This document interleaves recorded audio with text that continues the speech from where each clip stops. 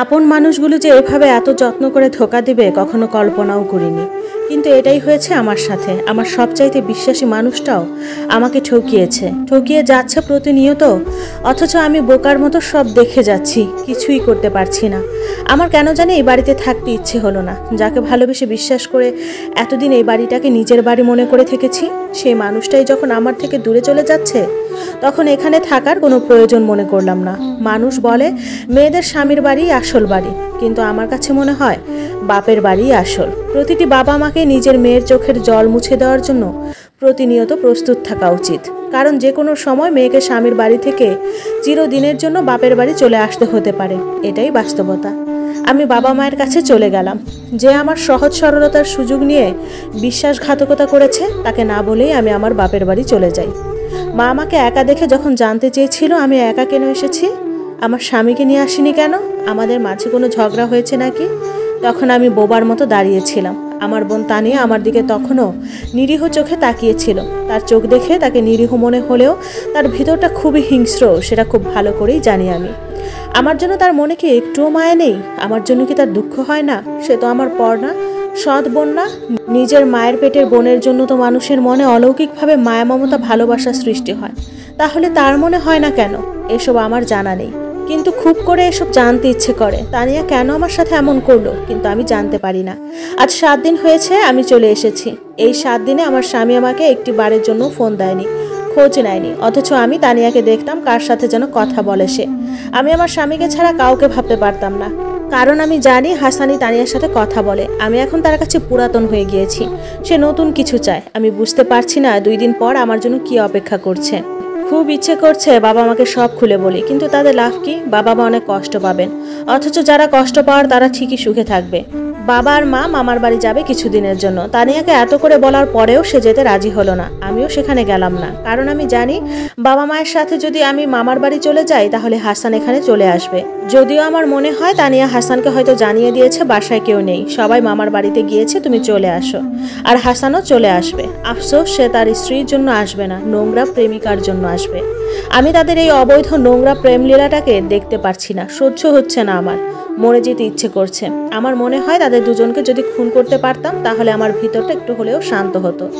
পরের দিন সকালে দেখি আমার স্বামী চলে এসেছে।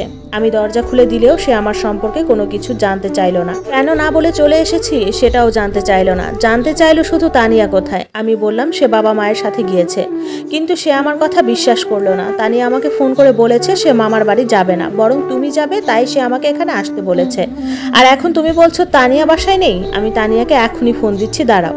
এই বলে আমার স্বামী আমার বোনকে ফোন দিতে থাকে, কিন্তু তার নাম্বার বন্ধ দেখায়। আমি তাকে বললাম তানিয়া নিজের ভুলটা বুঝতে পেরেছে।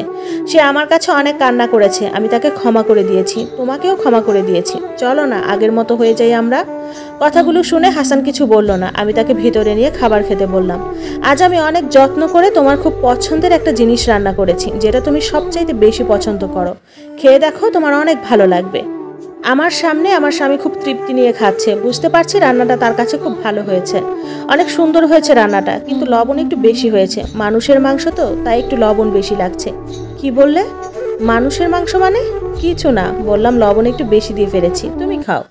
খাওয়ার পর আমার স্বামী যখন আমাকে স্পর্শ করার জন্য ধাক্কা দিয়ে বিছানায় ফেলে দিল, তখন আমি বিছানা থেকে উঠে গেলাম। সে অনেক অবাক হয়ে তাকিয়ে রইল আমার দিকে। কি, খুব অবাক হচ্ছ? তুমি কি করে ভাবলে এত কিছু করার পরেও আমি আবার তোমার সাথে এক বিছানায় ঘুমাবো? আমার চোখে তুমি পৃথিবীর সবচেয়ে অপবিত্র মানুষ, জঘন্য মানুষ। এত যত্ন করলে যে? তুমি কিসের মাংস দিয়ে ভাত খেয়েছো জানো? কিসের?